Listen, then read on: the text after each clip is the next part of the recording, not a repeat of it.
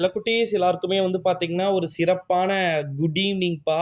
வீடியோக்குள்ள போறதுக்கு முன்னாடி 10th social science last exam எனக்கு தெரிஞ்சு 10th சோஷியல் சயின்ஸ்ல ஒரு சில ஸ்டூடண்ட்ஸ் தான் வந்து ஃபெயில் ஆயிருக்கீங்கன்னு நினைக்கிறேன்.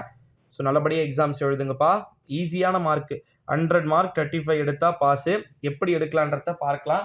நான் வந்து 10th சோஷியல் சயின்ஸில் 100க்கு 100 மார்க்ஸ் எடுத்தேன். ஸோ தமிழ் மீடியம்ன்றதால எனக்கு ஈஸியாக இருந்திருக்கும். ஒரு சில ஸ்டூடெண்ட்ஸ்க்கு இங்கிலீஷ் மீடியம் எழுதியிருக்கக்கூடிய ஸ்டூடெண்ட்ஸ்க்குலாம் கண்டிப்பாக டெஃபினெட்லி கஷ்டமாக இருந்திருக்கிறதுக்கு சான்சஸ் இருக்குது. ஓகேங்களா? 10th சோஷியல் சயின்ஸ்க்கு நான் சொல்கிறேன். ஓகேங்களா?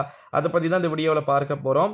First part 1 14 1 mark. இந்த 14 1 மார்க்குமே மோஸ்ட்லி புக் பேக்கில் இருந்து கேட்கறதுக்கு வாய்ப்புகள் வந்து இருக்குது. அது முடிச்சிட்டிங்கன்னா பார்ட் 2ல் பகுதி 2ல் என்ன கேட்டிருக்கிறதுக்கு உங்களுக்கு வாய்ப்பு இருக்குன்னா, ஒரு 15 2 மார்க்ஸ் கொடுத்துட்டு, ஓகேங்களா? நல்லா புரிஞ்சுக்கணும். 15 2 மார்க்ஸ் கொடுத்துட்டு அதில் 10 2 மார்க்ஸ் வந்து எழுதுகிற மாதிரி இருக்கும். ஓகே, அதில் 28ன்ற கம்பல்சரி கொஸ்டின்ஸ் வந்து நீங்கள் எழுதுகிற மாதிரி இருக்கும். அதில் எல்லா கொஷின்ஸுமே வந்து இருக்குன்னு வச்சுக்கோங்களேன். புக் பேக்கில் இருக்குது தான் மோஸ்ட்லி இருக்கும். அது கொஷின்னாலாம் நான் சொல்ல வேண்டிய அவசியம் இல்லை.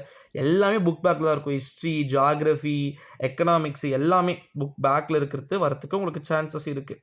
அது முடிச்சிட்டிங்கன்னா 5 மார்க்கு 10 எழுதுகிற மாதிரி இருக்கும். இதில் வந்து ஃபில் இன் த பிளாங்க்ஸு, ஒரு எக்ஸாம்பிளுக்கு வேலு நாச்சியாருடைய டீட்டெயில்ஸு, அப்புறமா டிஃப்ரென்ஷியேட், ஓகேங்களா?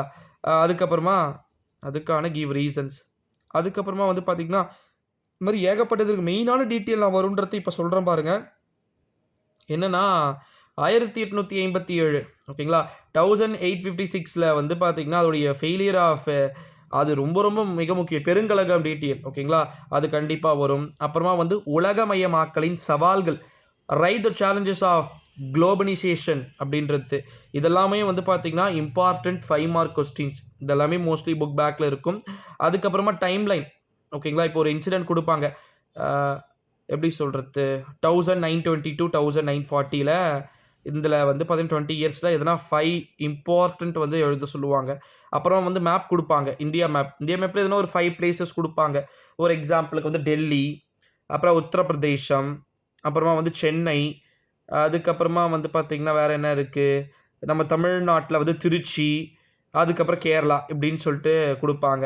இது முடிச்சிட்டிங்க அப்படின்னா இது வந்து பார்த்திங்கன்னா நம்முடைய இந்தியா மேப்பு. இது முடிச்சிட்டிங்கன்னா அடுத்தது நமக்கு 8 மார்க் கொஸ்டின்ஸு. 8 மார்க் கொஸ்டின்ஸ் எப்படி கொடுப்பாங்கன்னா 2 கொடுத்துருவாங்க. அதில் எதனா 1 எழுதணும், ஓகேங்களா? அது ரொம்ப ரொம்ப ஈஸியாக தான் வந்துருக்கும். அது வந்து ஒரு பேஜஸ் அதிகமாக பண்ணி எழுதுங்க. அதை முடிச்சிட்டிங்கன்னா மேப்பு, தமிழ்நாடு மேப் ஒன்று கொடுப்பாங்க, இந்தியா மேப் ஒன்று கொடுப்பாங்க. இந்தியா மேப் கொடுத்துட்டு பெருசாக இந்தியா ஃபுல்லாக இருக்கிற மாதிரி அதில் எதனா ஒரு 8 பிளேஸ் கொடுப்பாங்க. அதில் K2 சிகரம், மும்பை, அப்புறம் வந்து பார்த்திங்கன்னா சோழமண்டல கடற்கரை, கட்ச் வளைகுடா, அப்புறம் வந்து பார்த்திங்கன்னா சென்னையிலேருந்து நம்ம கொல்கட்டா போகிற ட்ரெயின் ரூட்டு, இந்த மாதிரி கேட்பாங்க. தமிழ்நாட்டில் சொல்ல வேண்டிய அவசியமே இல்லை. சென்னை, வேலூர், தொட்டபெட்டா, காவேரி ரிவர், மன்னார், அப்புறமா வந்து பார்த்திங்கன்னா அகத்தியர் மலை, பே ஆஃப் பெங்கால், சேலம், கன்னியாகுமரி, மதுரை இப்படி கேட்பாங்க, ஓகேங்களா? அவ்வளோதான்ப்பா, இதுதான் வரப்போகுது, ஓகேங்களா? ஸோ எப்படி பார்த்தாலும் ஈஸியாக இருக்கிறதுக்கே உங்களுக்கு அதிக சான்சஸ் இருக்குது, ஓகேங்களா? ஸோ நீங்கள் பயப்பட வேண்டிய அவசியம் அப்படின்றது கிடையவே கிடையாது அப்படின்னே வந்து சொல்லலாம். ஸோ அதனால் வந்து நீங்கள் பெருசாக பயப்பட வேண்டிய அவசியமும் இருக்காதுன்னு தான் நான் நினைக்கிறேன், ஓகேங்களா? 10th சோஷியல் சயின்ஸில் என்ன மாதிரியான விஷயங்கள் வந்து நடக்குது அப்படின்றத A to Z வந்து பார்க்கலாம். மறக்காமல் இந்த வீடியோவை எல்லாருக்குமே மோஸ்ட்லி ஷேர் பண்ணிக்கோங்க சில குட்டீஸ். Thank you so much. அடுத்தடுத்த வீடியோஸில் பார்க்கலாம். நன்றி.